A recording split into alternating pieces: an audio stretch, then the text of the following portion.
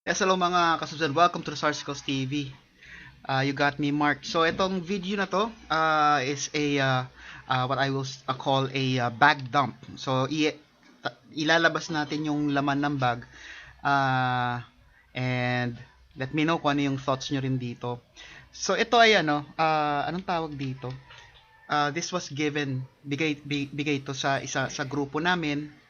Um, and supposedly, ano siya, parang emergency slash disaster slash medkit. Parang ganun eh. So, malalaman natin as we open we empty yung contents niya. So, yung bag, maganda yung material niya. Makapal yung padding. Tapos, ayan, meron siyang sleeve sa likod. So, sa may likod ng bag, yun yung sa likod natin. Meron siyang parang sleeve na pwede kang maglagay ng maybe documents. Siguro yung manipis lang kasi wala siya masyadong space eh. So ano lang talaga siya yung parang dikit sa likod. Documents, mapa. ah Ako na imagine ko siguro yung pinakamakapal na pwede mo nang ilagay diyan baka plate carrier or maikling spine board or mga splinter. Ayan. So nakita niyo si video sa video si Posh medyo nangungulit siya. Meron din siyang channel ni Hilyo yung isa pa naming fur baby na dachshund. Posh and Warm. Posh and Hilyo. So ayan. Yung bag yung sides niya meron siyang yung parang clip para medyo ma-compress siya kung wala naman masyadong laman. Pero kapag tinanggal mo yung clip na yun or inadjust mo siya, mas malapad siya siguro mga halos 3 inches yung may dadagdag sa kapal niya so mas maraming ilalagay. Tapos mapapansin nyo rin sa sides niya, meron siyang mga parang butas. Para siyang provision. Pwede kang maglagay ng something siguro para yung anong tawag doon? Yung parang doon mo ilalagay yung ibang tools na kailangan easy access para sa iyo. Pero alamin ko pa kung ano yung pwedeng kung may kailangan na attachment doon or parang yung butas na yun doon mo mismo isasaksak yung equipment. So yan yung unang pocket niya dito, medyo maliit, may velcro sa labas, pwede mo lagay diyan mga moral patches mo, yung pangalan mo, blood type and other information. Inside diyan, ito yung una nating ilalabas, makikita nyo is Swiss knife. So meron siya yung conventional na yung standard na Swiss knife, may blade, may gunting siya, parang lagari yata na maliit. Natural maliit. Swiss knife nga. Corks yung pang-open ng cork ng ng champagne. Ayan, tapos screwdriver, yung allen tsaka yung yung ay, Allen. Hindi, yung positive tsaka negative, yun yung tawag ko nung bata ko eh. Mas madaling tawag. Philips pala yon, Philips. So, yan yung una. Second is, eto nasa loob ng isang parang water resistant na case. Magaan siya eh. Kaya tingin ko lulutang to sa tubig eh. Flashlight. So, may tatlong mode siya. Yung typical na flashlight, nag-strobe, tsaka yung parang lamp na LED. Actually, LED rin yung mismong flashlight. So, yun yung first pocket. Yung second na pocket sa harapan, ayun, so pinapakita ko meron din siyang provision. No? Pwede kang magdagdag pa ng siguro additional na pocket uh, sa bag or carriers. Ayan, medyo nangalay na tayo kaya engine seat ng konti. So next pocket we have mga KN95 na mask. So yan binilang ko just to be sure kung ilan. Mga yan, isang dosena. So maganda siyang especially kapag may 'di ba, smoke or dust or kapag may yung 'di ba yung panahon ng COVID, 'di ba, pag nagkaroon ng incident sa loob ng office or sa isang site, ayan, pwede mo ipamigay kaagad para yung for those na walang access or walang dalang face mask. Ito naman yung emergency na parang ice pack. So para siyang may dalawang chemical tingin ko eh. Yung kailangan maghalo siya sa loob. Usually alam ko pinapali or parang binibreak eh. So pag nagmix 'yon, magkakaroon ng chemical reaction, biglang lalamig 'yan. I'm just not sure kung ano yung components nung nasa loob. Nakaka-curious buksan, no? Pero syempre, sayang naman kung isang piraso lang yan. So we now move sa mas malaking pocket or yung mismong ng bag. Hindi yan yung main containment ng bag. Yan yung parang bandang mid-front. Dalawa kasi yung bukasan niya. So meron tayong mga gasa. Etong yung hawak ko ng kulay brown, yan yung yung usually pinapangrap sa mga fracture, di ba? Mga ayan, sinukat ko siya. Ayon sa aking tensiometer, 4 inches siya na bandage. Next is yung pulse oximeter, kung tama yung ko. Ayan, battery operated siya, may libre ng baterya. Yan yung nakikita natin sa mga yung pag pupunta tayo sa mga healthcare facility or yung nagpapa-check up tayo, yung para siyang clip na sipit na ilalagay sa daliri ninyo. Tapos yung dalawa yung mini-measure niya, yung oxygen saturation something, tsaka yung pulse rate. So yun, nag-Google tayo, yung oxygen saturation, siya, nasa in percentage siya yung unit niya. Tapos si pulse naman, beats per minute. Parang puso rin, no? Beats rin yung binibilang. So ayun siya, sinuot ko siya. Easy to operate. Ilalagay mo lang, tapos press mo lang yung parang button sa gitna. Puting button, kaya hindi mo siya mamimiss. So yan, tatakbo na siya. Ngayon, pag yung same button na yung pinindot-pindot mo, nababago yung orientation ng display. So kunyari, nakaharap sa iyo yung display, 'di ba? So yung pagbasa sa kanya nasa tamang side. Pero kapag ginanya mo, halimbawa, syempre ikaw nababasa mo siya, pero yung nasa harapan mo hindi. So kunyari yung nasa harapan mo yung kailangan magbasa, pipindutin mo lang yung power button ulit, yung bilog, babaliktad na yung display. So hindi niya kailangan umikot para makita yung reading. Ang galing niya, nakakatawa. Tapos auto power off. So hindi mo na kailangan after use tanggalin mo lang, mamamatay siya ng kusa. Ito yung pinaka favorite ko kasi ako ay nag-take ako ng BLS. Yung first aid na training ng Red Cross. Ito hindi yan, meron pinagamit sa amin to, pero hindi siya binigay. Syempre mahal daw kasi yan. So ang meron lang kami is yung parang pito, yung kinakabit sa mismong apparatus. So ang purpose niyan is rather than yung direct na mouth to mouth, magbibigay ka ng air, magbublow ka ng air sa victim or sa patient, gagamit ka ng apparatus.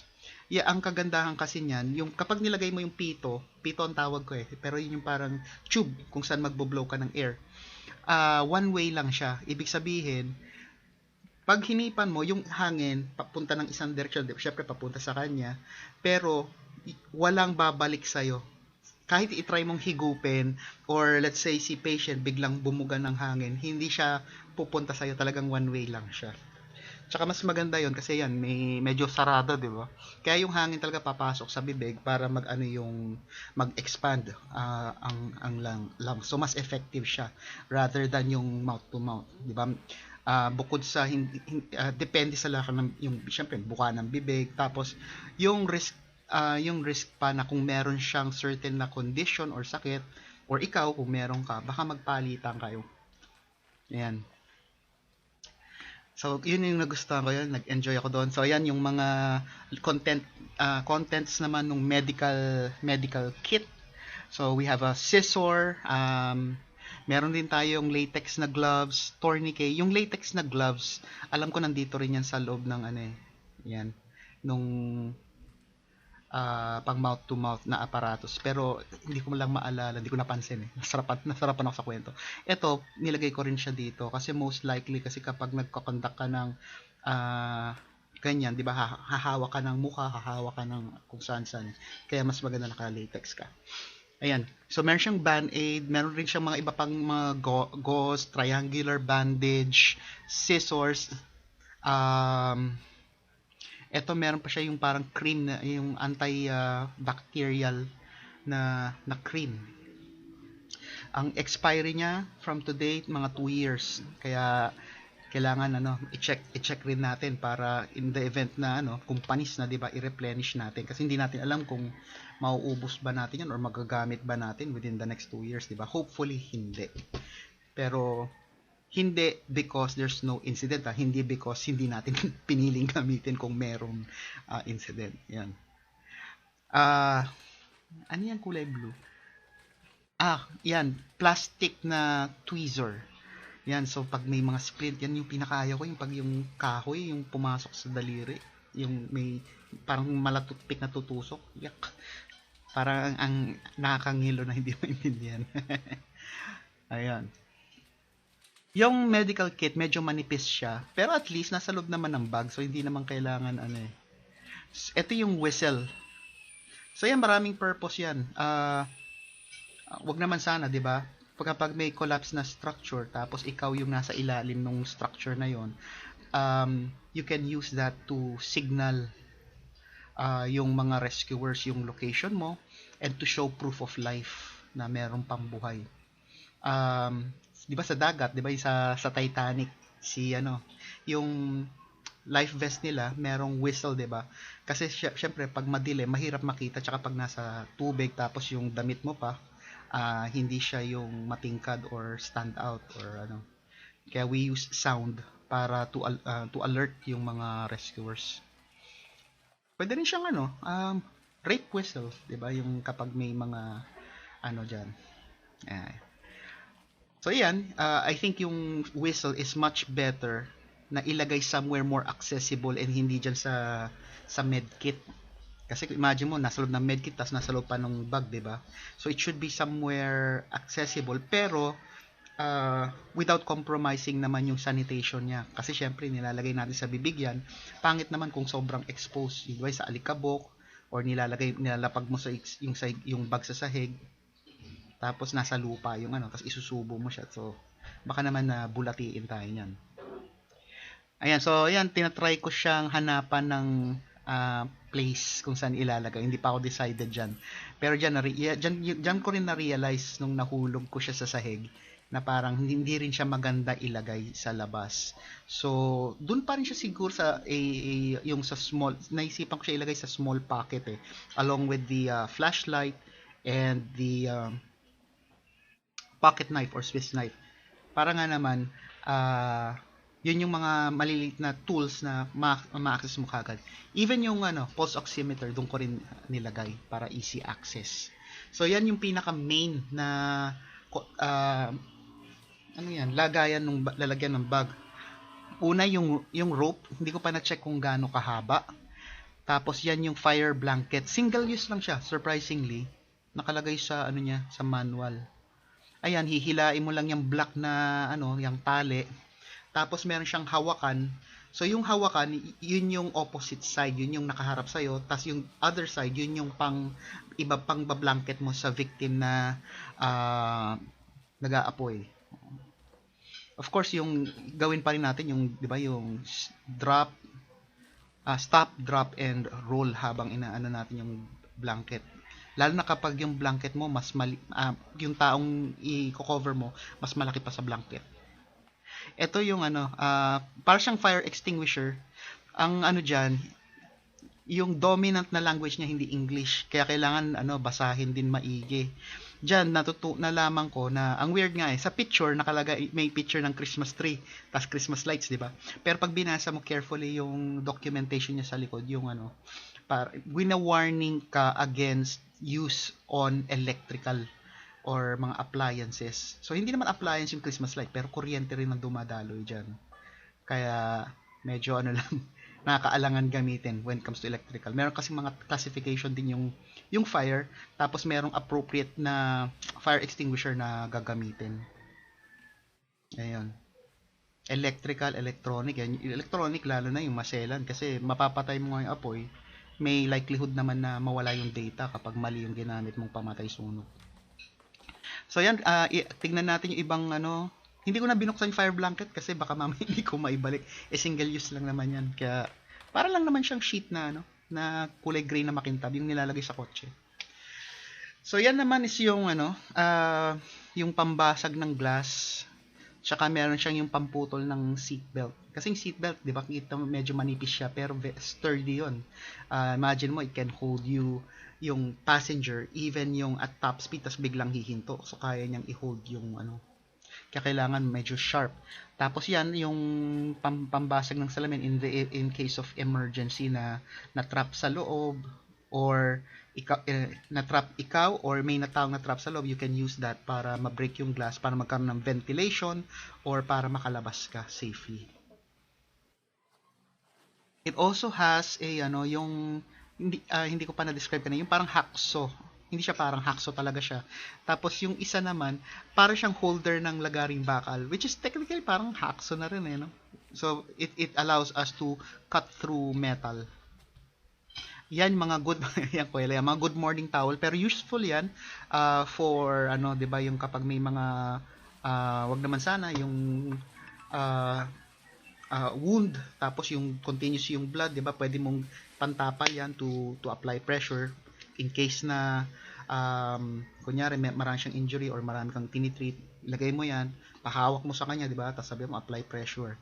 So, dalawang yan. Hindi man siya good morning towel lang yung tawag ko kasi ganun kalalaki. Pero mas makapal naman siya. Maputi siya, malinis, bagong-bago.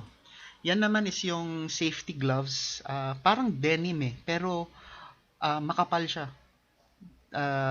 Wala siyang specification, pero it looks naman. Pero hindi ko pa rin yung I will not put my hindi ko ibebet yung buhay ko diyan na siya, yung pang kuryente and all. Siguro yung mga wag naman yung mga high voltage, siguro yung mga kuryente lang sa bahay, yung mga ganon. Yung sa apoy, yan yung mga ganyan kaya niyang i-resist. Pero chemicals palagay ko baka hindi. Kasi mukhang siya absorbent Parang wala siyang parang treatment and stuff. Meron din siyang what do you call that? Yung reflector sa kabilang side, so you can use that as well for signaling or something, or para na may visual na kita ka. So yan yung content ng bag. Let me know what you think. Para sa akin, I'd say that this is more of a disaster response kit.